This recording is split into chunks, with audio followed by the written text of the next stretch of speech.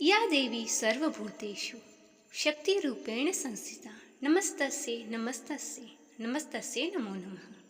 नमस्कार, स्वागत है आपका। गुप्त नवरात्रि में माँ दुर्गा और उनकी 10 महाविद्याओं की विशेष पूजा की जाती है। गुप्त नवरात्रि को विशेष रूप से गुप्त साधनाओं के लिए ही किया जाता है। गुप्त नवरात्रि के पहले दिन माँ काली की पूजा करने का नियम है। गुप्त नवरात्रि में माँ काली की पूजा का विशेष महत्व है। 10 महाविद्याओं में माँ काली का प्रथम रूप है। माँ काली जी का स्वरूप अत्यंत ही विकराल है, अभयंकारी और मंगलकारी है। माँ काली का यह स्वरूप असुरों का नाश करने वाला है। यदि कोई व्यक्ति गुप्त नवरात्रि के दौरान माँ काली की पूजा करता है तो उसके ऊपर से सारे असुरी शक्तियों का नाश हो जाता है। माँ काली की पूजा करने वाले व्यक्ति को रूप, यश, जय की प्राप्ति होती है। समस्त सांसारिक बाधाएं भी खत्म हो जाती है। माँ काली के चंड मुंड का संहार भी किया था, इसलिए उन्हें चामुंडा के नाम से भी जाना जाता है। माँ काली अपने गले में मुंड माला धारण करती है। इनके एक हाथ में खड्ग, दूसरे हाथ में त्रिशूल और तीसरे हाथ में कटा हुआ सिर होता है। माँ दुर्गा ने रक्त बीज नाम के असुर का वध करने के लिए काली का रूप धारण किया था। 10 महाविद्याओं में माँ काली प्रथम देवी है।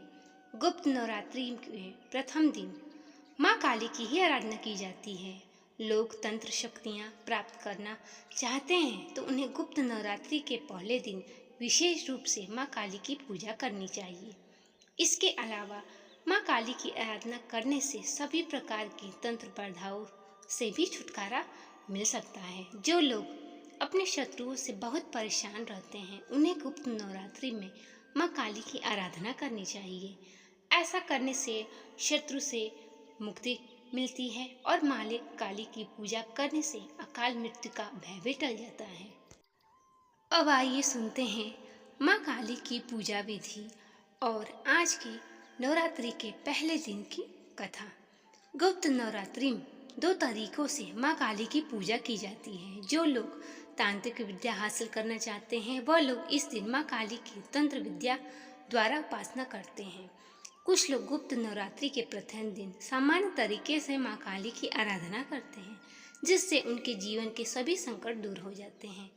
माँ काली की पूजा विधि इस प्रकार है। गुप्त नवरात्रि के पहले दिन सुबह ब्रह्म मुहूर्त में सुबह 4 बजे उठना चाहिए और स्नान करने के पश्चात स्वच्छ वस्त्र धारण करें। अब एक साफ चौकी पर गंगा जल छिड़क कर उसे शुद्ध कर ले। अब इस चौकी पर साफ कपड़ा बिछाकर घट स्थापित करें। घट स्थापित करने के लिए आपको मिट्टी, तांबे या स्टील के पात्र में जल भरकर चौकी पर रखें। अब इसके ऊपर एक नारियल को मौली और चुन्नी से लपेटकर कलश के ऊपर स्थापित करें। अब चौकी पर माँ काली की प्रतिमा या मूर्ति स्थापित करें। अब माँ काली की तस्वीर को रोली का टीका लगाएं। तिलक करने के पश्चात माँ काली को लाल पुष्पों की माला, पुष्प, फल, मिठाई, नैवेद्य आदि चढ़ाएं और पूरे विधि विधान और श्रद्धा के साथ माँ काली की पूजा करें। अब माँ काली के समक्ष सरसों के तेल या घी का दीपक प्रज्वलित करें और श्रद्धा पूर्वक माँ काली के मंत्रों का जप करें। देवी कवच, अग्रशला स्तोत्र का पाठ करें। सबसे अंत में श्री सूक्तम का पाठ भी करना चाहिए। जिस आसन पर आप बैठते हैं उसका रंग लाल होना चाहिए।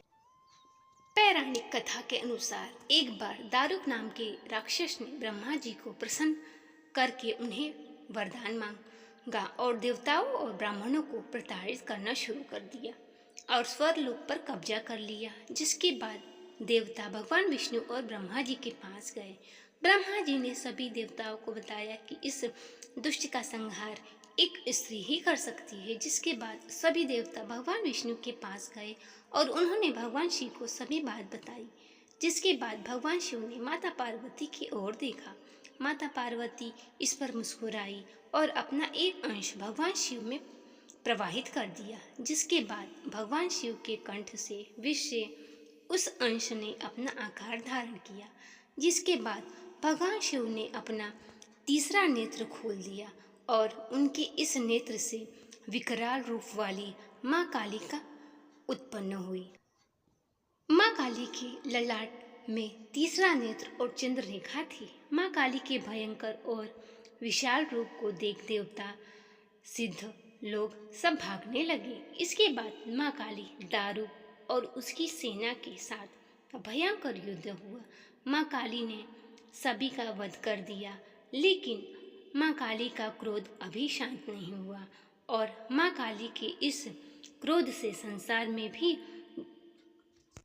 प्रलय का विकराल रूप धारण होने लगा, जिसके बाद भगवान शिव ने एक बालक रूप धारण किया और शमशान में जाकर लेट गए, जिसके बाद माँ काली उन्हें देखकर मोहित हो गईं। इसके बाद माँ काली ने बालक रूपी भगवान शिव को अपने गले से लगाकर अपना दूध पिलाया और जिसके बाद उनका क्रोध भी शांत हो गया। ये था आज का वीडियो पसंद आया हो तो चैनल को सब्सक्राइब करें, वीडियो को लाइक और शेयर अवश्य करें और कमेंट बॉक्स में माँ काली का जयकारा अवश्य लगाएं। मिलते हैं अगले वीडियो में, तब तक के लिए नमस्कार।